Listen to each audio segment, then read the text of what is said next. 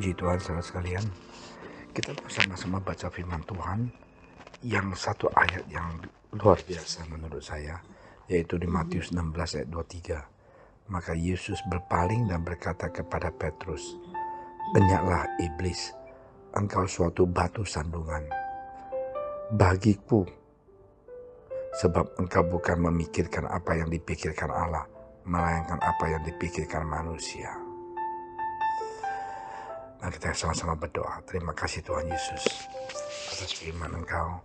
Berkati dan lindungi kami supaya kami sungguh bisa ngerti firman Engkau.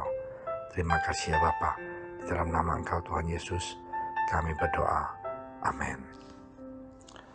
Saudara sekalian, kita lihat Petrus adalah murid Yesus yang luar biasa. Petrus khotbah 3.000 orang bertobat. Petrus jalan di atas air. Petrus melihat Yesus bangunkan Lazarus yang sudah mati 4 hari. Petrus menantunya sakit disembuhkan. Petrus punya bayangan menyembuhkan banyak orang. Tetapi Tuhan Yesus berbicara tentang penderitaan yang akan dia alami. Tetapi Petrus menolak kenyataan ini, menganggap bahwa Tuhan seharusnya tidak usah menderita. Dia mau membela Tuhan. Dan saya sering katakan kepada teman-teman dan jemaat, jangan kita membela Tuhan. Kita tidak sanggup untuk membela Tuhan yang hidup. Kita ini siapa? Jadi Petrus ini mengatakan, Tuhan jangan. Dan marahlah Yesus kepada dia. Enyahlah iblis. Dia bukan marah Petrus itu iblis, tapi pikirannya. Nah inilah yang kita harus mau jelas. Jangan kiranya, aduh Pastor Amin, kenapa ya si Yesus itu marahin si Petrus iblis? Bukan dianya, pikirannya pada saat itu. Yesus menegurnya karena pandangan Petrus hanya berdasarkan pikiran manusia, bukan kehendak Allah.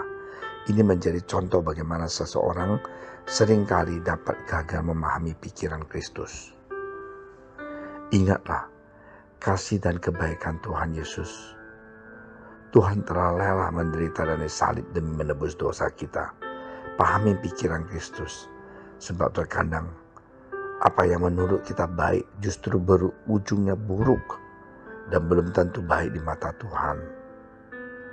Saudara sekalian, percayalah Tuhan Yesus tahu yang terbaik. Jangan kita sok jago, kita sok pintar. Kita tidak mau berkonsultasi dengan Tuhan. Kamu akan bilang, Pastor Amin, bagaimana cara berkonsultasi?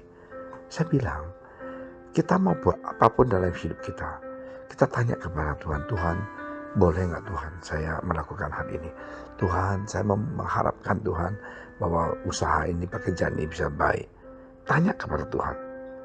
Jika dia sudah rela memberikan tubuh dan nyawanya untuk kita, tentu Yesus akan memberikan yang jalan keluar bagi setiap masalah dan pergumulan yang kita hadapi. Yesus sudah mati di kayu salib. Ya, dia pasti akan melindungi kita. Hanya satu hal yang diminta Tuhan, tetaplah percaya dan setia.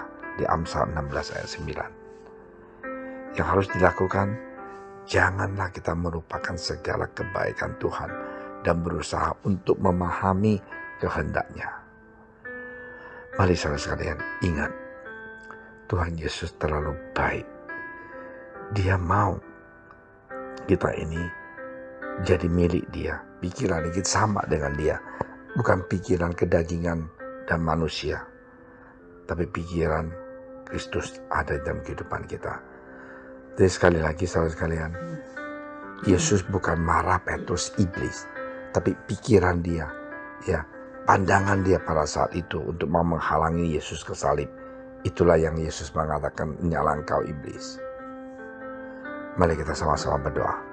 Tuhan, ajarilah kami Tuhan dalam menjalani kehidupan ini untuk tetap pada jalan-Mu dan bukan jalan kita, agar kebahagiaan menyertai jalan kehidupan kami semuanya.